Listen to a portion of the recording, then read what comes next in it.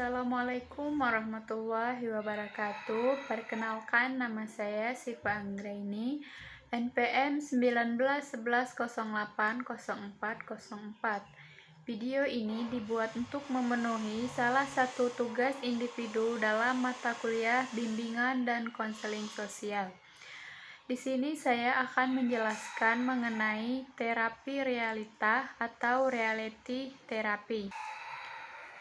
Pandangan teori realita mengenai konsepsi tentang manusia.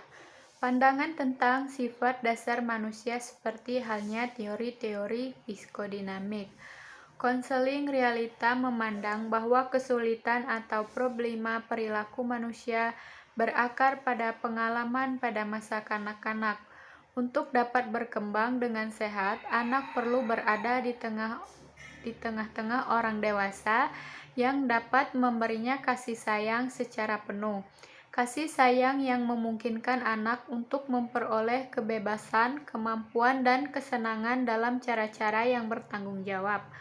Oleh karena itu, sejak tahun awal dalam kehidupannya, anak seharusnya memperoleh dukungan untuk membentuk sikap dan keyakinan bahwa ia mampu untuk mengenali dan memenuhi kebutuhannya dengan cara-cara yang positif.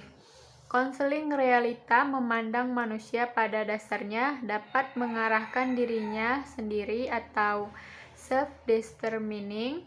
Glasser juga memiliki keyakinan bahwa individu memiliki kemampuan untuk menangani kesulitan-kesulitan.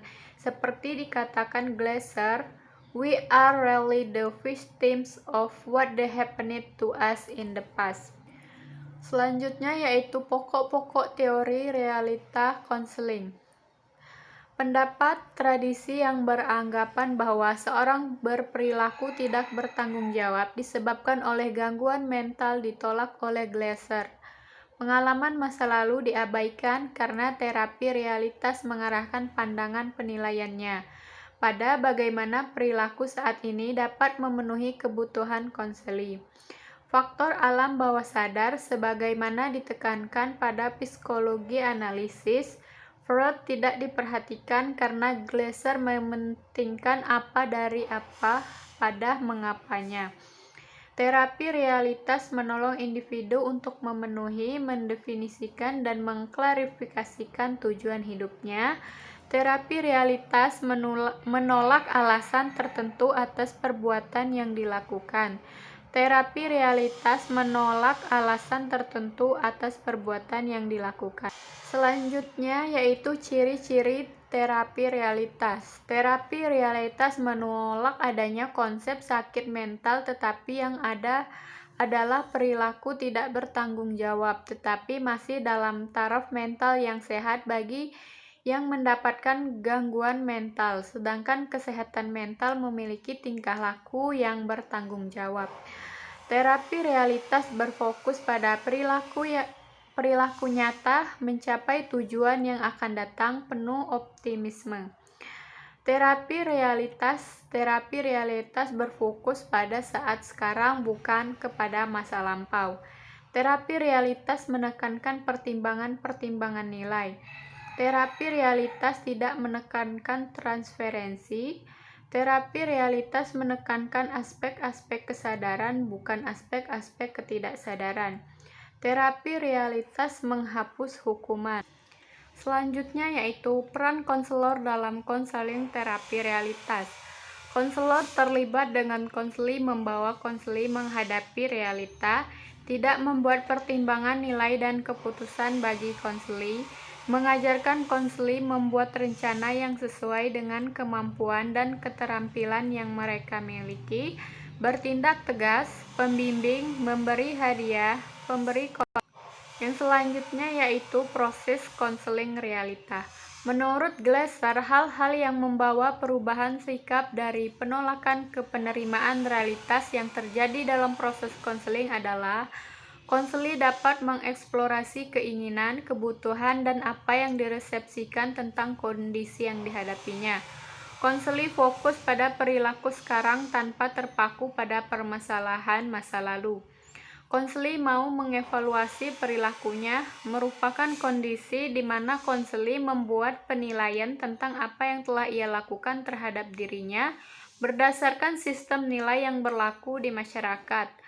Konseli mulai menetapkan perubahan yang dikehendakinya dan komitmen terhadap apa yang ia rencanakan. Selanjutnya yaitu tahap-tahap konseling realita. Pada tahap 1, konselor menunjukkan keterlibatan dengan konseli. Tahap kedua, fokus pada perilaku sekarang. Tahap ketiga, mengeksplorasi total behavior konseli. Tahap 4, konseli menilai diri sendiri atau melakukan evaluasi. Tahap 5, merencanakan tindakan yang bertanggung jawab. Tahap ke-6, membuat komitmen. Tahap ke-7, tidak menerima permintaan maaf atau alasan konseli. Dan tahap ke-8 atau tahap terakhir adalah tahap tindak lanjut. Teknik-teknik konseling realitas. Terlibat dalam permainan peran dengan klien. Dalam bermain peran dengan klien, di mana konselor berperan sebagai didaktor dan sekaligus sebagai motivator untuk membantu siswa mengentaskan segala permasalahan klien atau konseli. Menggunakan humor. Di sini dengan menggunakan humor mampu menciptakan suasana yang segar dan rileks untuk menciptakan keakraban di antara konselor dan konseli.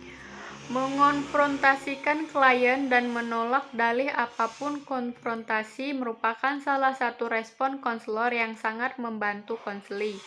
Membantu klien dalam merumuskan rencana-rencana yang spesifik bagi tindakan. Dalam hal ini, terapi realitas akan dipusatkan pada upaya konselor menolong individu dalam membuat rencana yang spesifik bagi perilakunya dan membuat sebuah komitmen untuk menjalankan rencana-rencana yang dibuatnya.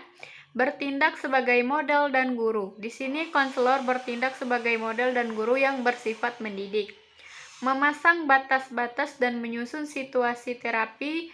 Di sini konselor membatasi perannya dalam membantu konseli.